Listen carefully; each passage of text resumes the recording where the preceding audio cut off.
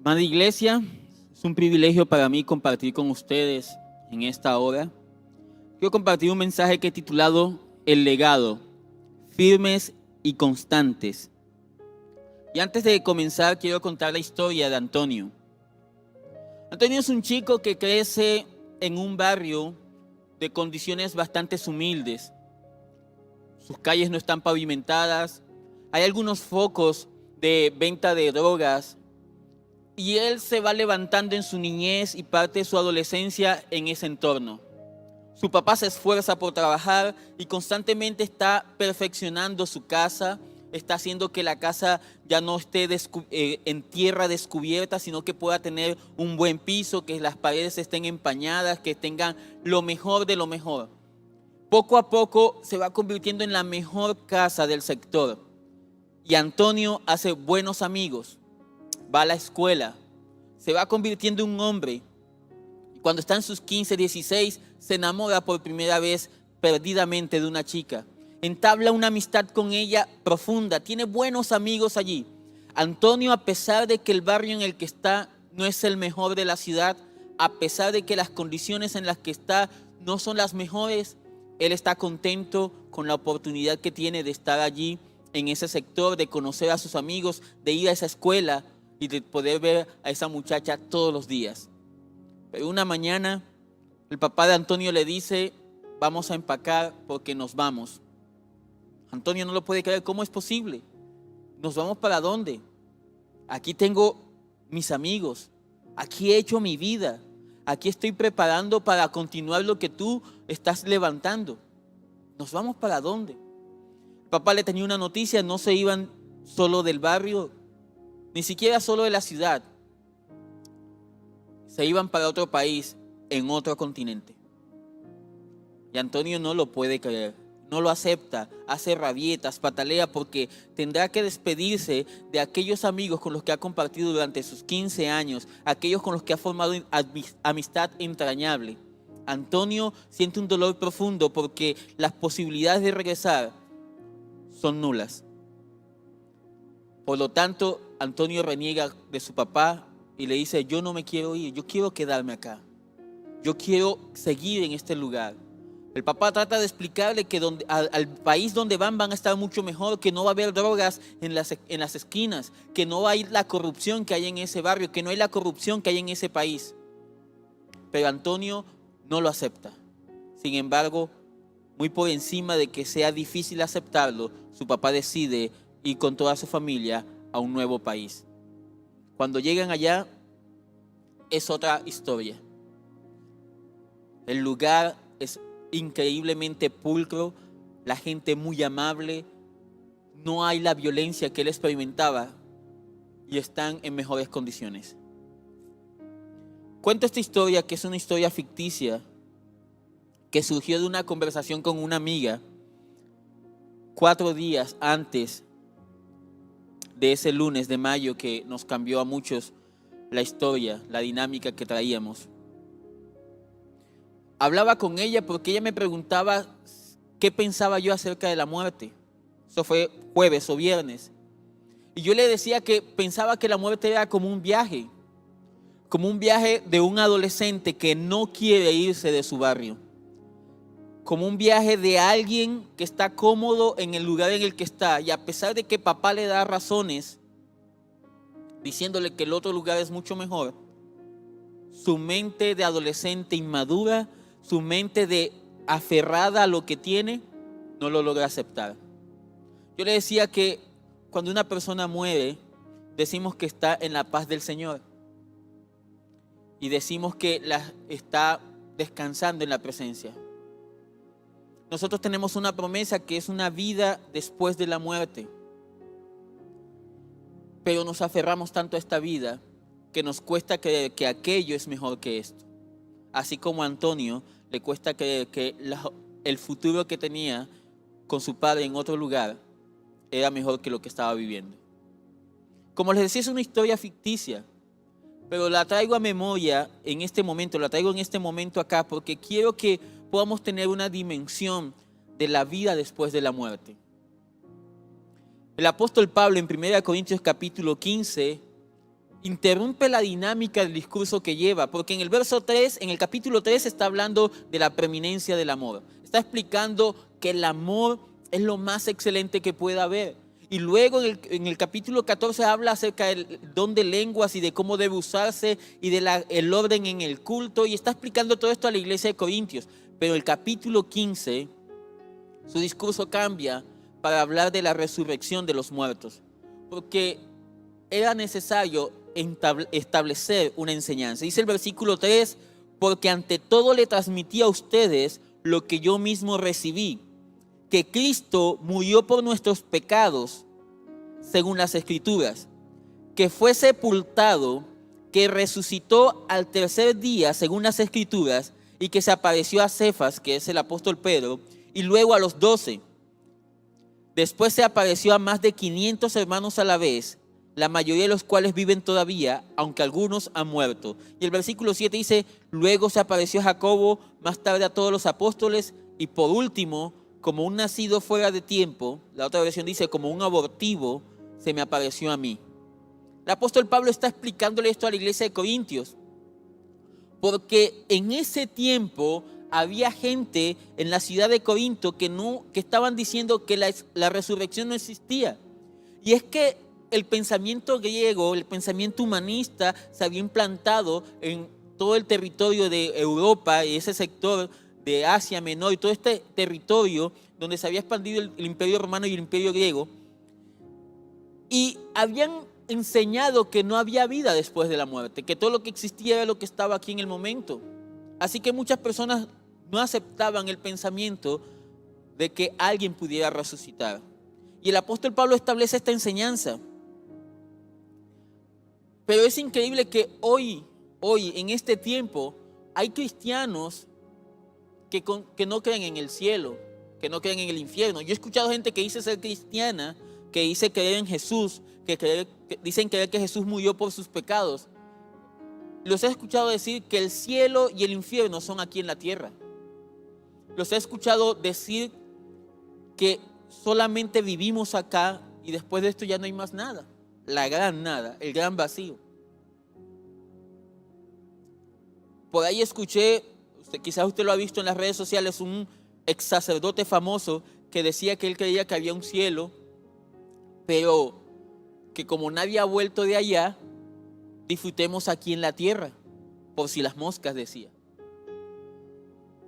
Yo te pregunto, ¿crees tú que hay una vida después de la muerte? ¿Crees que existe el cielo y el infierno?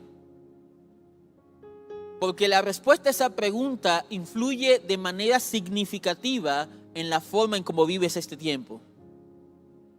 Lo que tú respondas a estos cuestionamientos va a influir en las decisiones que tomas en el día a día que tienes. El verso 16 de este capítulo 15 de 1 Corintios dice, porque si los muertos no resucitan, tampoco Cristo ha resucitado. Y si Cristo no ha resucitado, la fe de ustedes es ilusoria y todavía están en sus pecados.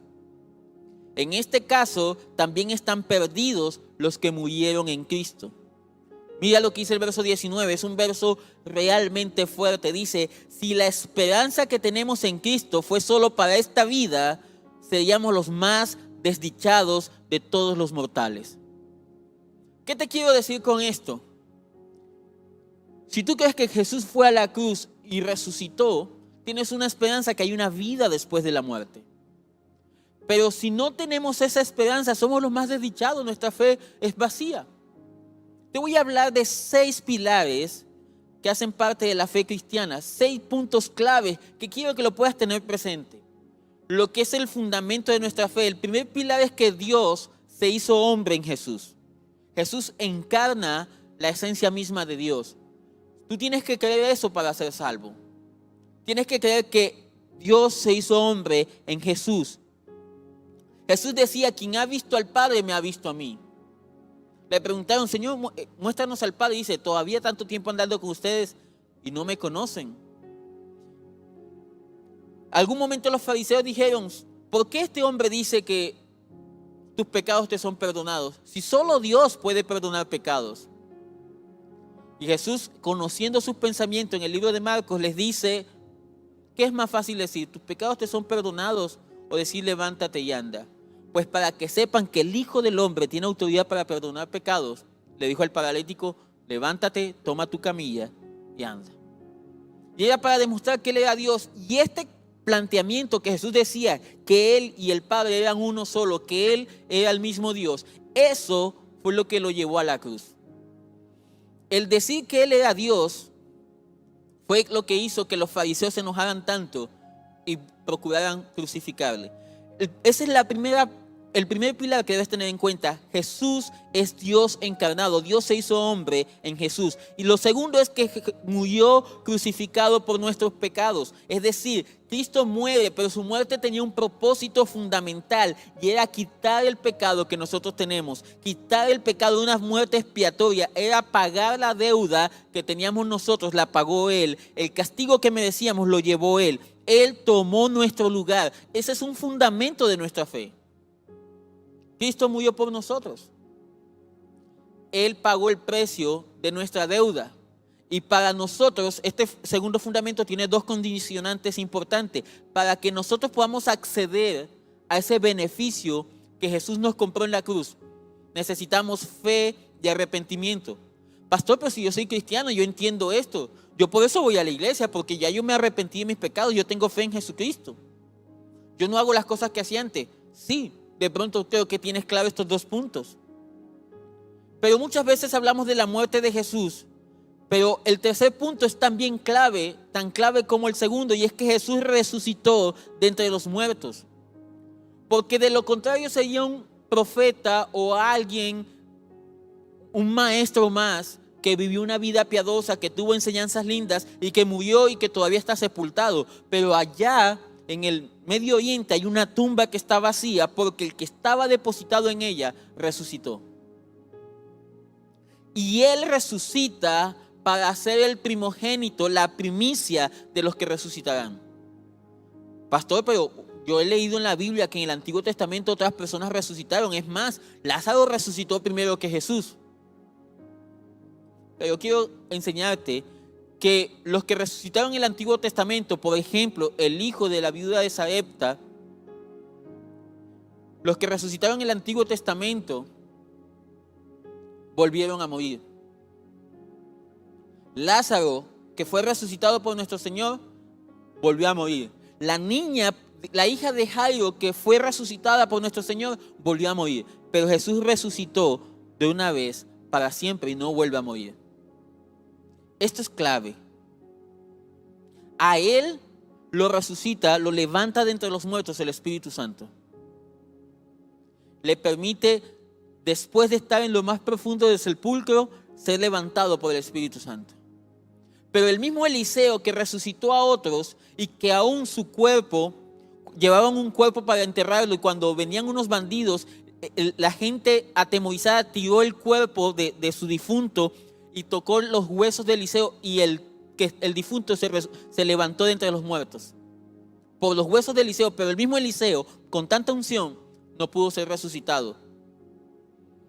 Jesús resucitó y no vuelve a morir, porque resucitó no en un cuerpo corruptible como el que tenía Lázaro, como el que tenía la hija de Jairo, como el que tenía los que resucitó Eliseo. Resucitó en un cuerpo diferente, un cuerpo incorruptible, y ese cuerpo incorruptible le permitió acceder al cuarto pilar, que es ascendió al cielo. Jesús ascendió al cielo, y si tú eres cristiano debes tener claro que este punto. Celebramos ahorita un festivo y muchos no saben por qué era festivo. Se presume que es un festivo porque se cuenta el tiempo después de la muerte de Jesús a cuando Él ascendió a los cielos. Y asciende para cumplir el quinto punto. Lo manifestó en tierra. Envía al Espíritu Santo. Jesús envía al Espíritu Santo. Él dijo, yo no los voy a dejar solo, enviaré el Consolador, al Espíritu de verdad, el cual les enseñará todas las cosas. Y dice el apóstol Pablo que el Espíritu Santo es la garantía de nuestra salvación. Asciende al cielo, envía el Espíritu Santo, pero hay un sexto punto en el que debemos creer que todavía no se ha cumplido. Este sexto punto es la razón por la cual enseño esta palabra el día de hoy. Él regresará por su pueblo para vivir eternamente con Él. Jesús, el mismo que ascendió a los cielos, dijeron los ángeles, porque los apóstoles cuando Jesús ascendió y le dio la gran comisión y le dijo: quédense aquí hasta que reciban el poder del Espíritu Santo para que me sean testigos en todos los rincones de la tierra. Jesús asciende al cielo y los apóstoles se quedaron viéndolo. Y los ángeles se le aparecieron y le dijeron: hombres de Galilea, ¿qué miran en el cielo? Aquel que han visto irse en las nubes lo verán volver. Y tú debes creer que Jesús regresará por su pueblo. El punto es que muchas personas, a pesar de confesar sus pecados, a pesar de decir: Señor, yo quiero vivir para ti, no son conscientes de que Él volverá algún día o que algún día nosotros moriremos. No son conscientes de que el gran rey, que en un tiempo vino como siervo, ahora vendrá como rey. Aquel que se presentó como el cordero, ahora se presentará como el león de la tribu de Judá. Aquel que alguna vez no abrió su boca, dice el libro de Isaías que Él no abrió su boca, sino que fue castigado por nuestros pecados, ahora vendrá con una voz de trueno. Vendrá. El verso 23 de 1 Corintios capítulo 15 dice: pero cada uno en su debido orden. Cristo, las primicias, es el que va a resucitar primero. Después, cuando Él venga, los que le pertenecen. Tú le perteneces a Cristo. Tienes el sello del Espíritu Santo. Tu vida refleja que ya no te pertenece la vida a ti, sino que tú le perteneces a Dios. El verso 23 dice que cuando Él venga, resucitará a los que le pertenecen. Sé que es un momento difícil para la iglesia. Sé que es un momento duro, pero si hay algo que puedes tener como consuelo, es que nuestra pastora siempre decía: algún día tendré que rendirle cuentas al Señor. Ella era una mujer que vivía consciente de que en algún momento tendría que estar en la presencia del Señor, ya sea que partiera con el Señor o que el Señor viniera por nosotros. Pero ¿cómo vives tu vida tú? He escuchado muchas personas decir: hay que continuar el legado que dejó nuestra pastora. Y el legado que ella dejó es que permanezcamos firmes en la fe y constantes desarrollando la tarea que se nos encomendó. Yo he encontrado consuelo en esto. He encontrado consuelo en entender que la muerte, hasta que Cristo venga, es inevitable. Dice el verso 23 que Cristo es el que ha resucitado primero como primicia, pero cuando Él venga, resucitará a los que le pertenecen. Verso 24, y en ese entonces vendrá el fin, cuando Él entregue el reino a Dios el Padre, luego de destruir todo dominio, autoridad y poder. Escúchame lo que te voy a decir, verso 25, porque es necesario que Cristo reine hasta poner a todos sus enemigos debajo de sus pies. El último enemigo que será destruido es la muerte, pues Dios ha sometido todo a su dominio. Este verso 25 lo busqué en distintas versiones, el verso 26, lo busqué en distintas versiones y siempre habla en futuro. Dice: el último enemigo que tenemos que será destruido es la muerte. La muerte solo será destruida cuando Jesús vuelva y levante a los que murieron esperando con Él y nos lleve a aquellos que estemos con vida todavía. Pero hasta ese punto, la verdad que compartí el pastor la semana pasada, que desde Adán hasta nuestros días la gente ha tenido que pasar por el dolor y el sufrimiento de despedir a seres que amamos. La muerte es inevitable. Pero el que tú puedas vivir una vida consciente de que esta vida terrenal es solamente el preparativo para lo que va a ser nuestra vida eterna, eso va a influir en la forma en cómo tú afrontes la muerte. Ya sea con temor, con desesperanza o con dolor, pero con la profunda convicción de que hay una vida plena después de morir.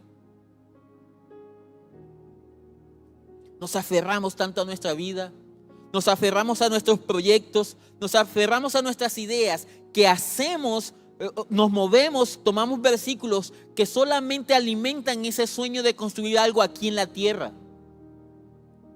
Nos aferramos tanto a nuestra vida que no pensamos que en algún momento tendremos que partir.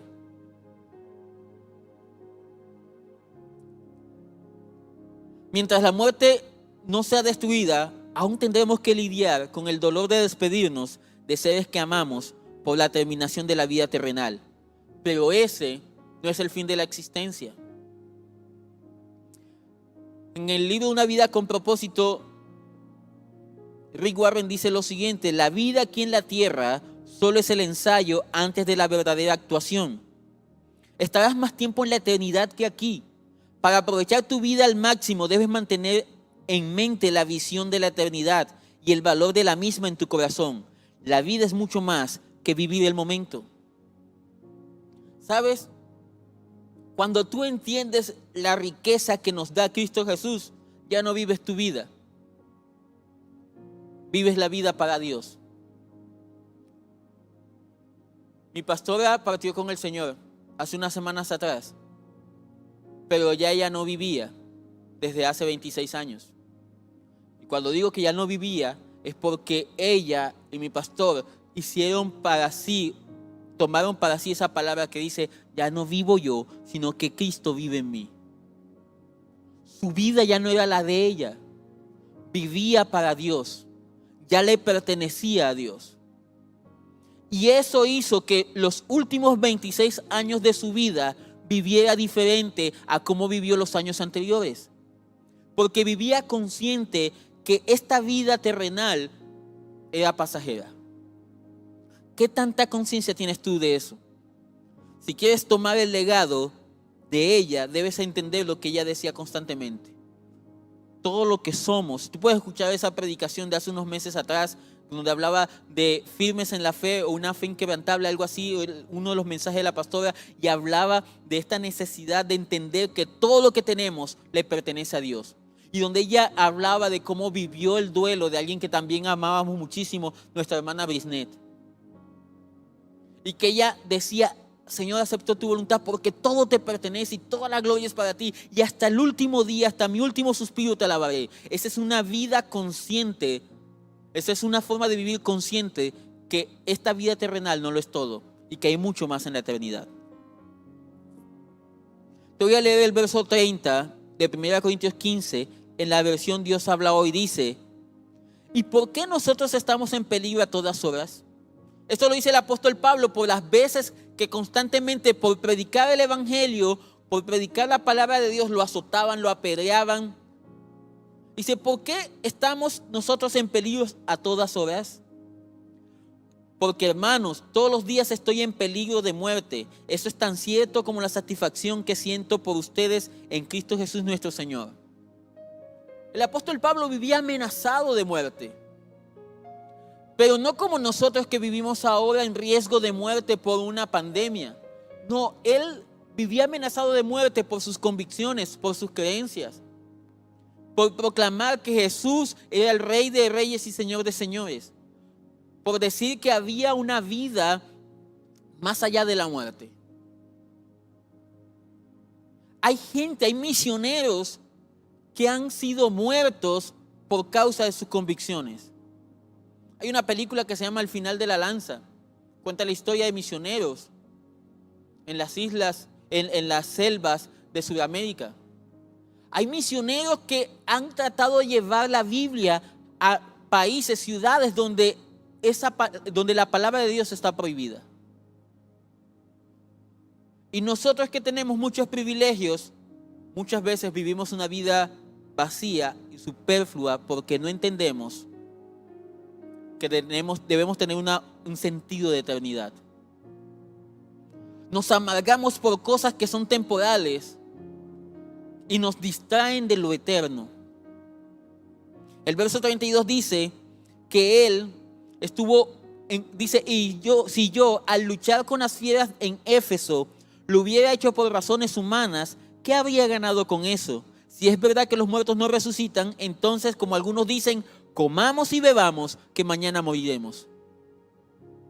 Yo quiero que tú puedas tener en tu corazón la conciencia que esta vida es efímera.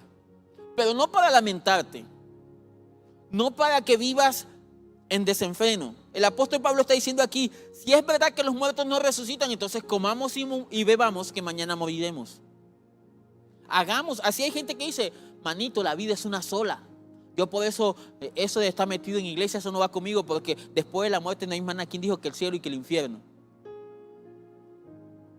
Lo tenaz es que aún muchos cristianos vivimos comiendo, bebiendo, haciendo nuestros proyectos sin la conciencia que habremos de resucitar, sin prepararnos para la eternidad, sin esforzarnos por dar más para desarrollar en nosotros el carácter de Cristo y alcanzar a otros.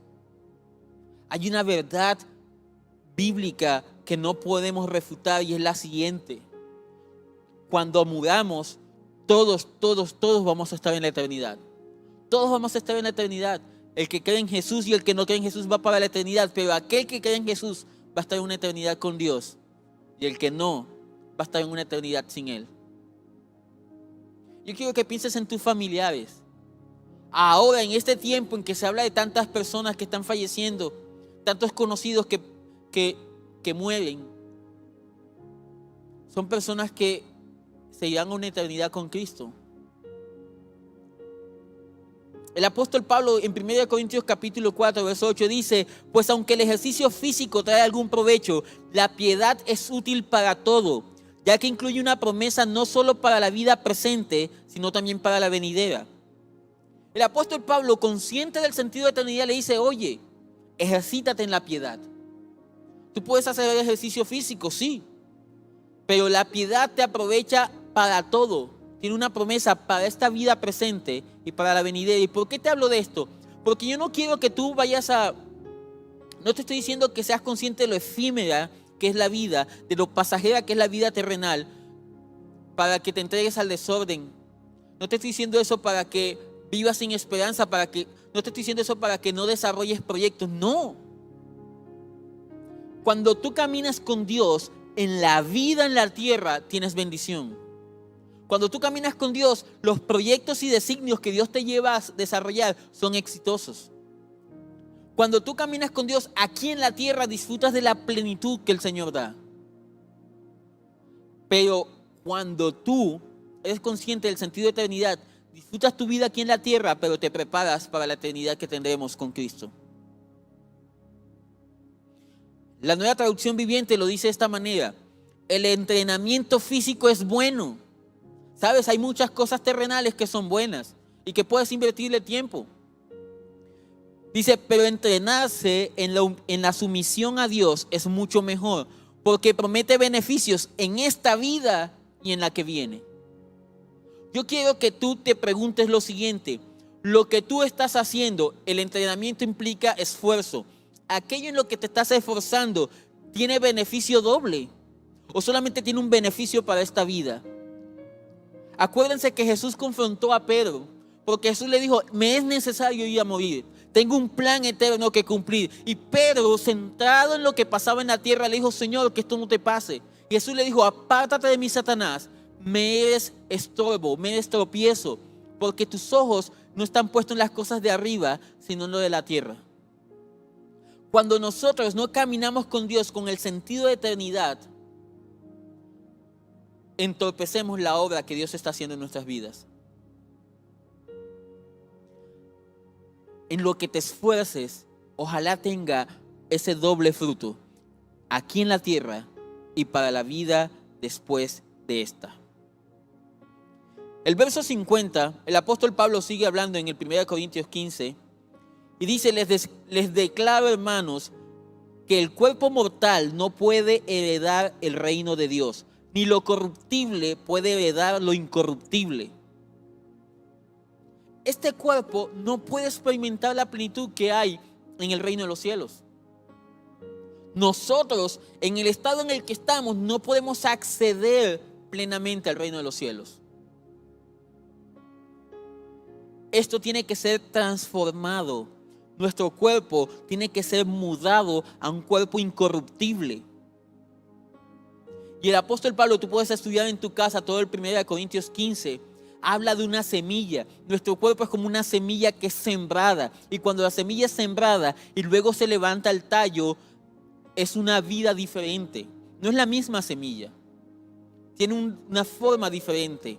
Y nosotros al ser sepultados somos como esa semilla que cuando seamos levantados con Cristo, seremos levantados un cuerpo diferente. Pero él, después de hablar de que el cuerpo mortal no puede heredar el reino de Dios, dice en el verso 51, fíjense en el misterio que les voy a revelar. No todos moriremos, pero todos seremos transformados. En un instante, en un abrir y cerrar de ojos, al toque final de la trompeta, pues sonará la trompeta y los muertos resucitarán con un cuerpo incorruptible y nosotros seremos transformados. Mientras eso se da, hay un consejo que lo has escuchado muchas veces de parte de nuestro pastor Eduardo. Hay que vivir cada día como si fuera el último y prepararnos como si fuéramos a vivir 100 años. No importa que tengas 37, 38 años. El miércoles cumplí mis primeros 25 años. Mis primeros 25 años consciente de la necesidad de Dios. Y 38 años de vida. No importa si tienes 12 años. Hay chicos de 5, 6 años que mueren. No importa si tienes 17 años. Tu oración debería ser como la del salmista. Decía, Señor, hazme saber lo efímero que soy. El Salmo 90:12 dice, Señor, enséñanos a contar bien nuestros días, de modo que traigamos sabiduría al corazón.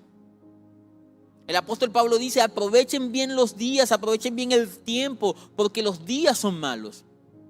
Yo estoy hablando de la urgencia de aprovechar bien el tiempo que tenemos aquí en la tierra, preparándonos y viviendo para alcanzar a otros para la eternidad. Pastor, ¿y entonces no estudio en la universidad? Claro, prepárate, porque no sabemos si el Señor viene este año o viene dentro de 100 años. No lo sabemos. Del día y la hora nadie sabe. Prepárate, sirve.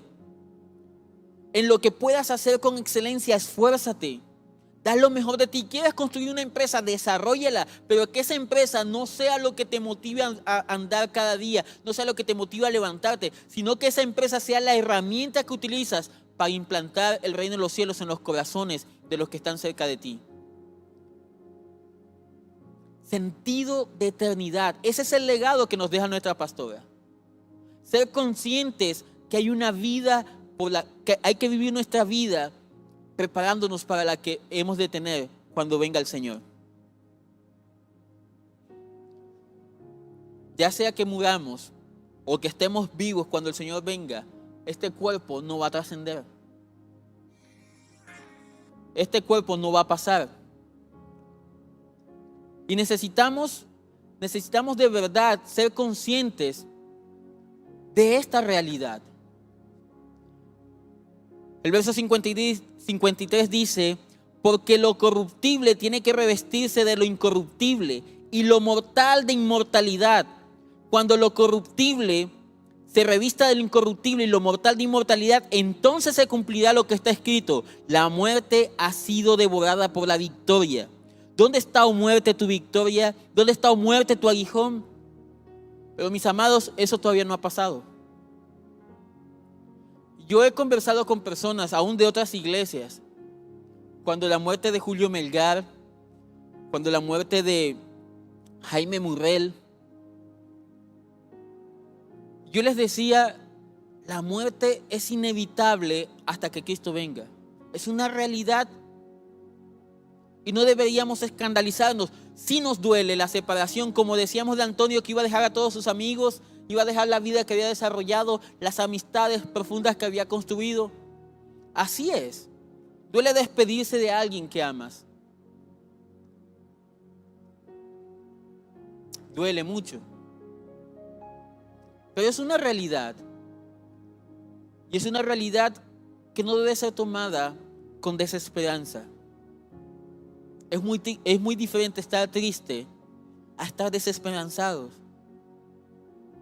Me encantó cuando el pastor decía que la volverá a ver. Y nosotros le volveremos a ver. a todos nuestros familiares y amigos y seres queridos.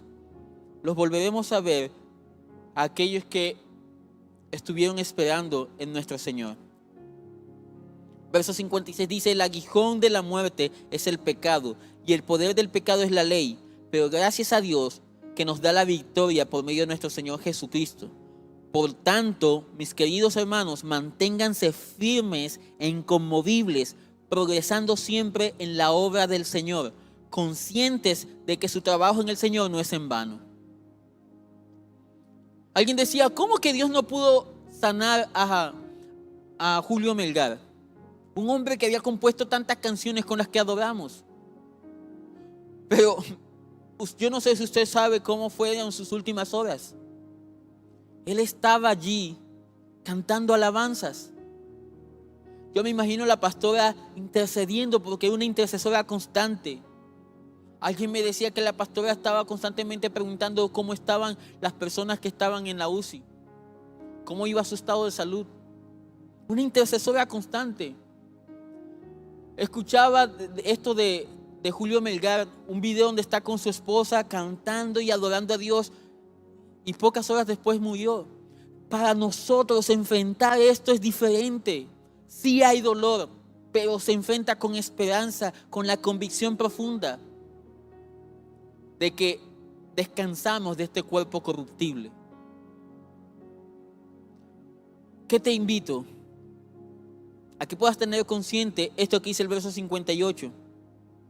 Te lo voy a decir en la Dios habla hoy. Dice: por lo tanto, mis queridos hermanos, sigan firmes y constantes, trabajando siempre más y más en la obra del Señor, porque ustedes saben que no es en vano el trabajo que hacen en unión con el Señor. Todo lo que tú hagas para el Señor, todo eso tendrá su recompensa, aquí en la tierra o en el cielo, pero tendrá su recompensa. Hay una vida plena que puedes vivir aquí en la tierra. Yo te garantizo, tan cierto como lo que vi constantemente, te garantizo que esos 26 años que la pastora vivió en el Señor fueron plenos, llenos de alegría y gozo. A pesar de los momentos dolorosos que pudo haber experimentado, no pudo tener una mejor vida que la que tuvo.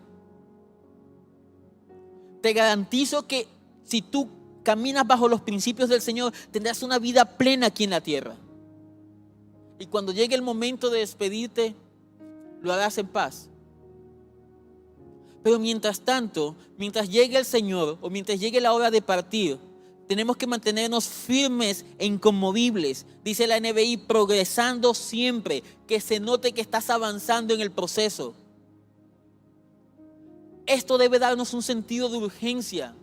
Aquella decisión de perdonar, aquella decisión de soltar la carga del resentimiento y la amargura, tiene que ser ahora. No des más tiempo, no esperes que pase el tiempo. Aprovecha ahora. Los días son malos. Aprovecha el tiempo. Tenemos entretenimiento, pero yo no entiendo el entretenimiento que te aísla de la familia. El entretenimiento puede ser bueno, porque te ayuda a disfrutar de la vida, de compartir de los tuyos. Pero un entretenimiento que te aísla de la familia es nocivo. Muchos matrimonios se acaban porque el esposo prefiere estar por fuera, desatendido de los asuntos de la casa, entretenido. Entretenimiento que desplaza la edificación espiritual. Mis amados, no hay tiempo para estar distraídos. Escúchame, está mi pastor aquí ese día y le dice al pastor César, antes de que le diera el micrófono, el pastor César dice: no he tenido tiempo para enojarme con Dios. Ya estaba aquí en función de la tarea que el Señor le asignó. Te garantizo que con dolor, ¿cómo que no? Pero el mejor legado es seguir en pie, firmes. El mejor legado es mantenerse trabajando en la obra del Señor, honrando el depósito que el Espíritu Santo nos ha dado. Tuve la oportunidad de compartir un poema en honor a la pastora. Una sonrisa estruendosa, unos golpecitos de amor, una palabra de sabiduría, un abracito para el corazón.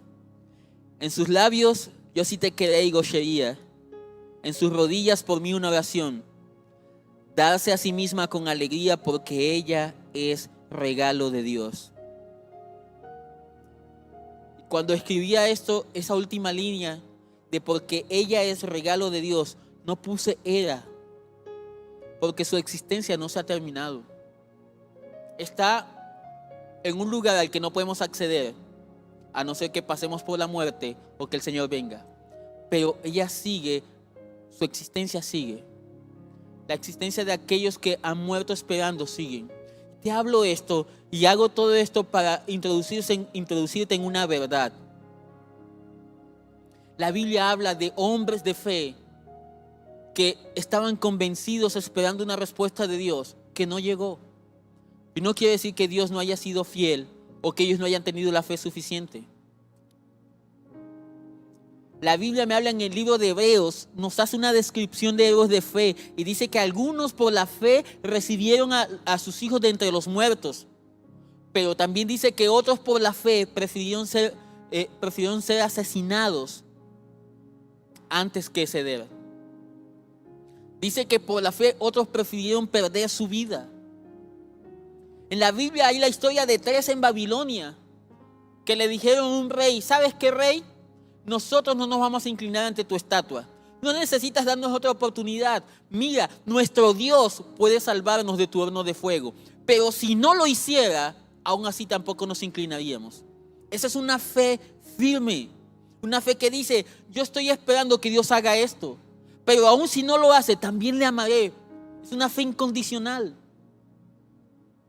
Y esos 3 vieron el milagro. Entraron al horno de fuego. Y el Señor estuvo con ellos allí. Y fue un milagro increíble.